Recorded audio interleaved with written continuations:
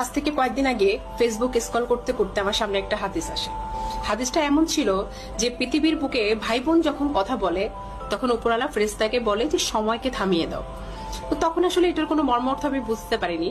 তার কিছুদিন পরে আমি যখন এই হাদিসের একটা ডিটেলস বর্ণনা আমার সামনে আসে, তো তখন হাদিসের মাধ্যমে আমি জানতে পারি যে মৃত্যুর পরে মানে আখিরাতে জীবনের পরে অনেকের সাথে অনেকের দেখা হওয়ার সম্ভাবনা আছে।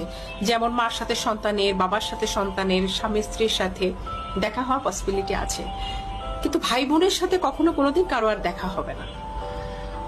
ভাই বোনের সম্পর্ক পৃথিবীর পর্যন্তই, পৃথিবীর পরে মানে মৃত্যুর পরে আর কখনোই কেউ কাউকে কোনোদিন দেখতে পাবো না।